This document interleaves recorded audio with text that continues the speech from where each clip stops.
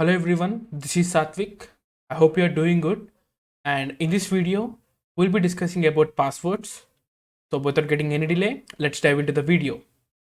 So guys, this is not like my other videos which consists of some attacking methodology and tools, but this video is completely regarding how you can save yourself and how you can protect some from various threats.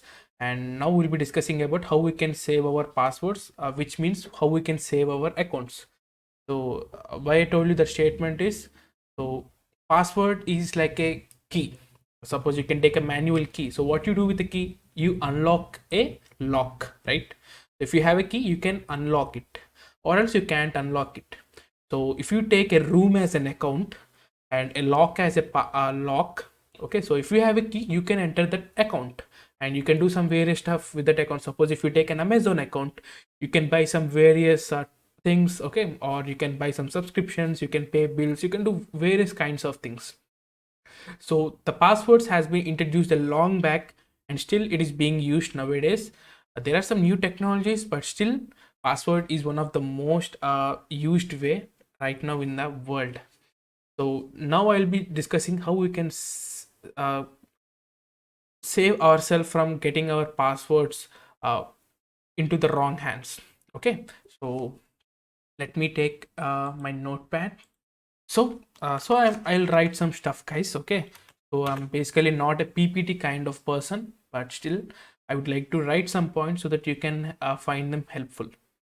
So the first and the foremost thing is never use passwords.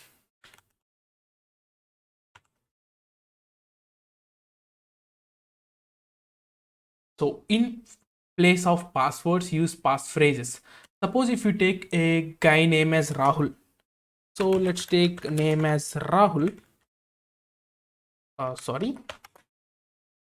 So if you take a name as Rahul, so what would be his password? Let's assume that it is as Rahul at the rate 123. So it is a password. So this can be easily cracked because password is nothing but a word. Okay, the phrase is nothing but a sentence. So if you could look into this, it can be easily cracked if you're having a good GPU. Okay. So this is nothing but a password. It is easily to crack. So what I insisted you to use something like passphrases. So I'll give an example. So I am Rahul, good boy, my ID. Okay, so this is like a passphrase. You can call it as password, but what I'm insisting you to do is don't keep a simple word. You keep a bigger, longer sentence like this. You can see how complex it is. I'm Rahul, I'm a good boy, and my ID is 3008. So if you look into this, it takes a longer time to crack this particular kind of password uh, compared to this. So if you don't know, most of the websites doesn't keep your password in their database in like normal format. They use something called as hashing. If you don't know regarding hashing, do check out my video on cryptography. So you can find information what hashing is. So if an attacker finds the hash, if he want to crack it, then he need to do some various kinds of stuff like you can crack hashes using hashcat and some tools like that. But still, if you want to crack a longer password, okay, so it takes longer time to crack it. So it is better to recommend it, and it is recommended to use passphrases, which is nothing but like use bigger words or use more characters. Make sure that the length is bigger. Okay, so if you use a bigger length, then it takes some more time, or it might be impossible for an attacker to crack that. Okay, so I hope you got it. So this is how you can do. This is the first point that I want to mention. So the second one is uh,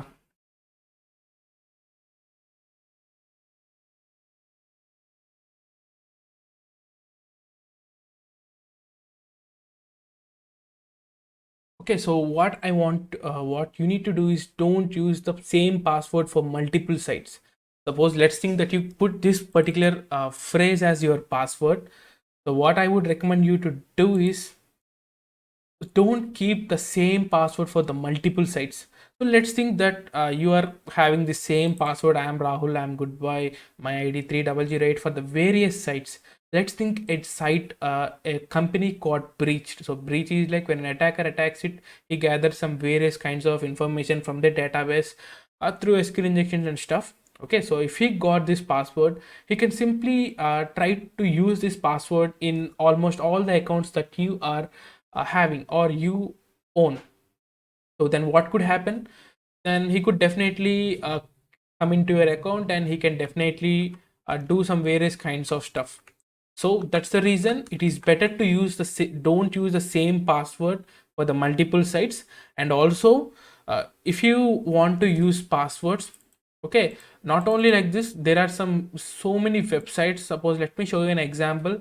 So if you take a Bitwarden, so if you go to something called generator or anything generator, it generates some random passwords. And I also made a video on how you can create random passwords using Python. So that's a simple thing. Do check that out so that you can find out the things helpful. So you can use these kinds of passwords as well, which are unable to guess it. You can't even guess it. In this case, you can guess I'm Rahul, I'm good boy 3008.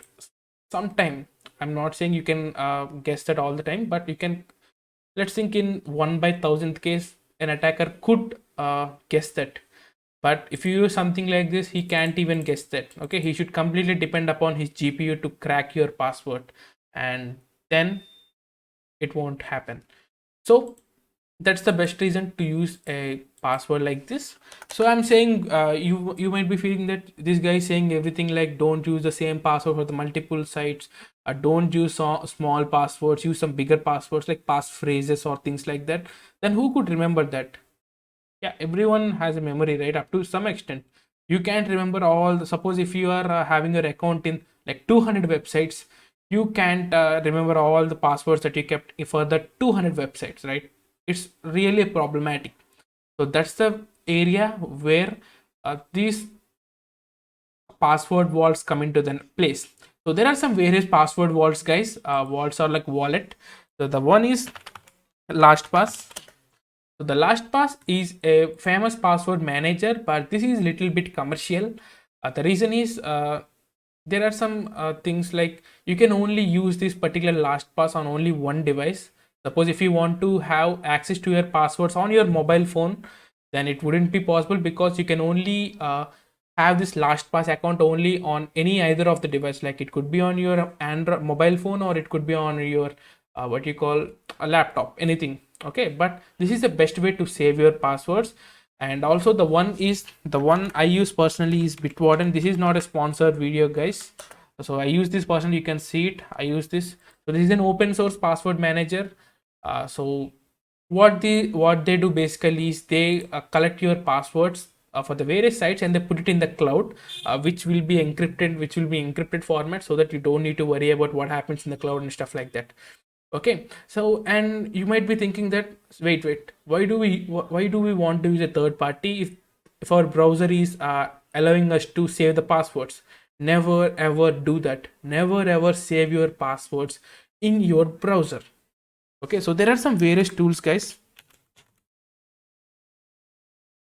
So there's something like Chrome Pass.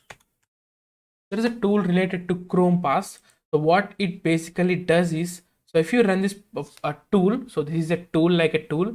So it tries to gather all the passwords that are stored within your Google browser or Chrome browser, and it shows you everything. Okay, so this is not a joke, guys. If your laptop or your PC got access to someone else, then he could simply run this and he could do some various kinds of stuff. Okay, he can gather all the passwords and all your save techniques are going to be in vain. So better never ever save your passwords in browsers. Okay, so what the browsers does is they save all your passwords within your computer itself. So these tools try to recover that. Okay, that doesn't have encryption or anything else, nothing. Okay, so never ever save passwords within your browser. Okay, I hope you're right. And also, so that's a basic thing. So how this works is like, guys, so suppose if you create an account in LastPass or Bitwarden, it's completely of your choice. So you have something called as master password. Suppose like you need to only remember the master password, like only the password for that particular LastPass or Bitwarden account. Okay, uh, if you enter that correct password, then you have access to the all passwords that you have. Okay, all passwords that you store. You don't need to remember all the sites, all the passwords for the other sites as well. Okay, so I only mentioned LastPass and Bit1, but there are many things like one password, or I'm not sure regarding the names, but do your own research and use one. Okay, it is better to use one. So now coming to the uh, third one. So third one is like don't save. I'm sorry, passwords in browser. Okay, so that's the common thing, guys. Okay, that's the thing that you want to remember mostly. And the fourth one is don't always depend upon your password, guys.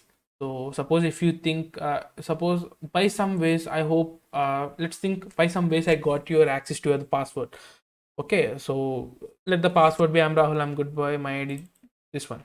Okay, so I got to know this password, and if I try to log in this thing, then there is nothing, right? You can do nothing. So here what comes to the place is, sorry, two-factor authentication. So two-factor authentication is like, suppose let's think that the password for my Google account is this thing, I'm Rahul something like this. So even though if you enter the right password, then it will definitely ask you a code. So the code could be generated from a Google Authenticator, so which is an application, or it could be through an OTP, or it could be through any means.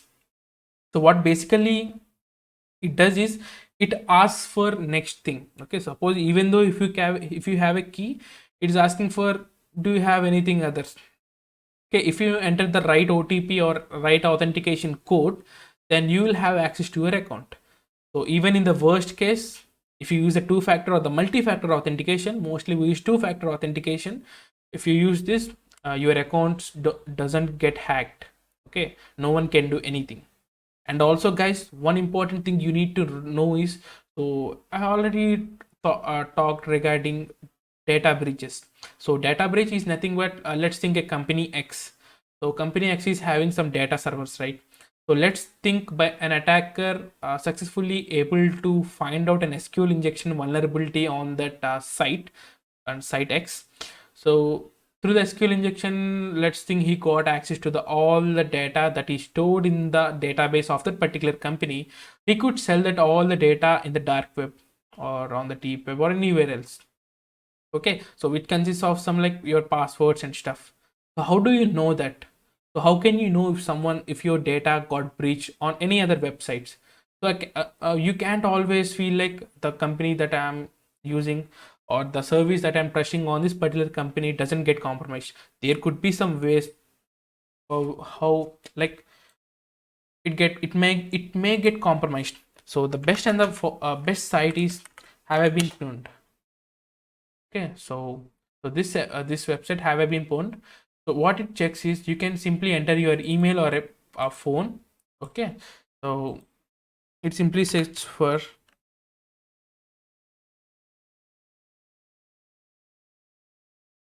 so this is my mail I will be providing. So I'm checking whether this particular mail got any breaches or not. So it's showing that like nowhere it is not available in the breached accounts. Okay, so like this you can check through the help of your email as well as your phone number. If you find that any particular data breach, so simply go to that particular website for which the data breach had occurred and change your password. So that's the basic thing you need to do. Okay, so guys, this is everything regarding passwords. So if you maintain a good passwords and if you maintain all the culture, all the things that I mentioned here, so you can always assure that your account is safe. Okay, okay, so if you follow all these 5 steps, I think so, 4 steps, then you can always be uh, free that your account won't get hacked. So like in 90% of the cases your account doesn't get hacked. Okay, so these are some of my things, guys, that I remember or that I mentioned. Okay, and other things is like even though you're having your laptop or anything, so use strong passwords. Okay, so that's what basically it means.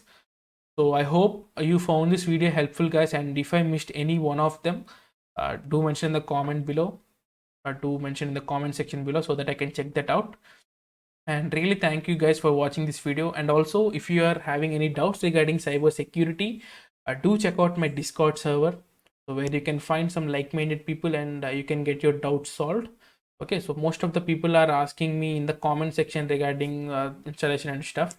So if you could better join the server, it doesn't give me money, but it could build a community. Okay, so you can join there, and you can ask your questions, and you can get the doubts solved. And also, if you want, you can check out my all social media platforms like Twitter and Instagram. And really thank you guys for watching this video. I hope you really find this video helpful, and do share with your parents or friends, so that they'll know what everything, and also do educate them. Okay, so we all are ethical hackers, and we need to educate our friends and family members, so that they don't get attacked or hacked. So this is Satvik signing off, and I'll meet you in the next video. Bye bye.